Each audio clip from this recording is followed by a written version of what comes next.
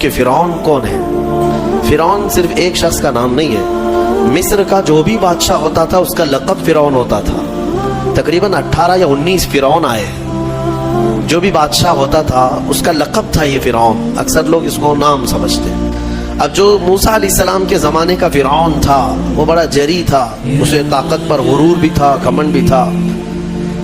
ایسا ہے کہ تقریباً 100 سال تک تو کبھی اس کو سردی بخار بھی نہیں آیا، بیمار کبھی نہیں ہوا. تو آدمی کو جب کوئی تکلیف نہ آئے تو وہ غرور میں بڑھ جاتا ہے اور اسے ایسا لگنے لگتا ہے کہ میں سب سے پاورفل آدمی ہوں دنیا کا، مجھے کچھ ہو نہیں سکتا.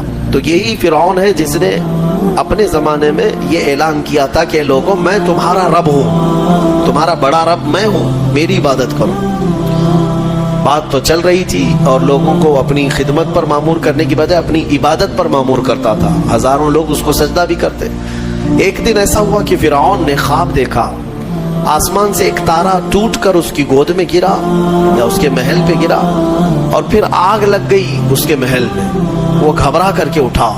صبح نجومیوں کو، کاہنوں کو بلایا کہ اس خواب کی کوئی تعبیر صحیح بتا دے.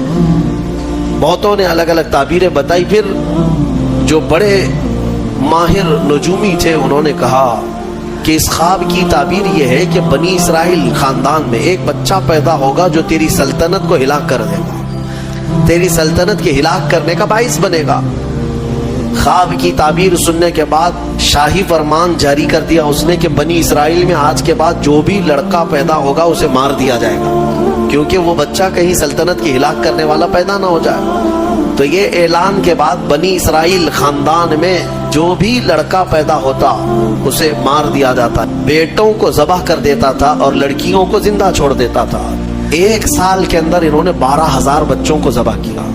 پیدا ہوتے ہی قتل کر دیتے تھے. لڑکے کو زندہ رہنے کا حق نہیں تھا، صرف ڈر تھا. یہ وہ زمانہ ہے جب موسیٰ علیہ الصلوۃ والتسلیم کی ابھی ولادت نہیں ہوئی. ولادت سے پہلے اتنے بچے مارے گئے. پھر اس کے درباریوں نے اس سے ریکویسٹ کیا کہ اگر ایسے سب مار دیے جائیں تو آپ کی خدمت کے لیے بچے کہاں سے ملیں گے، جوان کون ہوگا. تو 1 سال چھوڑا جاتا، 1 سال مارا جاتا. اتفاق ایسا کہ جس سال مارا جانے والا تھا اسی سال موسیٰ علیہ السلام کی پیدائش. ان کی ماں حاملہ تھی اور پیدا ہونے کا وقت جب قریب آیا تو اللہ تبارک و تعالیٰ جسے جہاں چاہے بچائے. ہاں، جس انداز میں چاہے وہ اللہ تعالیٰ حفاظت فرماتا ہے. تو موسیٰ علیہ السلام کی ماں کے دل میں اللہ نے بات القا کی کہ تہ خانے میں چلی جائیں. وہ تہ خانے میں گئی، بچے کی ولادت ہوئی، لڑکا پیدا ہوا. اب وہ گھبرا گئی کہ یہ سال مارے جانے والا ہے اور وہ بنی اسرائیل خاندان سے تھی کہ میرا بچہ مارا جائے گا، قتل کر دیا جائے گا. تو اللہ تبارک و تعالیٰ نے ان کے دل میں یہ بات القا کی کہ ایک صندوق لے لو لکڑی کا اور اس میں اس بچے کو ڈال کر دریا میں بہا دو. بھلا کوئی ماں کیسے بہائے گی؟ لیکن اللہ تعالیٰ فرماتا ہے وَرَبَطْنَا عَلَىٰ قَلْبِهَا، ہم نے ان کے دل کو مضبوط کر دیا تھا. جب اللہ تعالیٰ کسی کے دل کو مضبوط کرتا ہے تو بڑے بڑے کام کر جاتا ہے. ان کی ماں صندوق میں رکھ کر کے بچے کو ایک دریا کے کنارے ڈال دیتی ہیں، بہا دیتی ہیں اور اپنی بڑی بیٹی کو کہتی ہیں کہ دیکھتے رہنا یہ صندوق کہاں جاتا ہے. موسیٰ علیہ السلام کی جو بڑی بہن تھی وہ دیکھتی ہوئی جا رہی تھی اس صندوق کے پیچھے. صندوق بہتے بہتے بہتے ایک باغیچے کے کنارے لگا. وہ باغیچہ فرعون کا ہی تھا اور فرعون کی بیوی وہاں پر ٹہلنے کے لیے شام کے وقت آیا کرتی تھی. جب وہ اپنی کنیزوں کے ساتھ وہاں آئی تفریح کے لیے تو ایک صندوق کو اپنے باغیچے کے کنارے لگا ہوا دیکھا.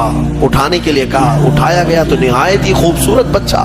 اللہ تعالیٰ نبیوں کو خوبصورتی دیا ہی ہوتا ہے. فرعون کے گھر میں کوئی بچہ نہیں تھا، اولاد نہیں تھی.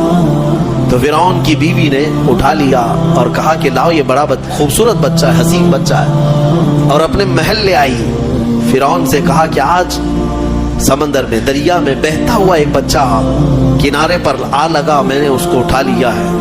فرعون نے کہا کہیں یہ بچہ تو نہیں جو میری سلطنت کو ہلاک کرنے کا سبب بنے. بیوی نے کہا ایسا کیسے ہو سکتا ہے، وہ تو بنی اسرائیل خاندان میں پیدا ہوگا، یہ تو کسی دریا سے بہتا ہوا آیا ہے، پتہ نہیں کون سے ملک سے آیا، کہاں سے آیا. تو بہرحال اس کی بیوی نے یہ کہا کہ اس کو مت مارو، لا تقتلوا عسى ان ينفعنا او نتخذه ولدا، قریب ہے کہ ہم اس سے فائدہ اٹھائیں گے یا اس کو بیٹا بنا لیں گے. بیوی کی بات پر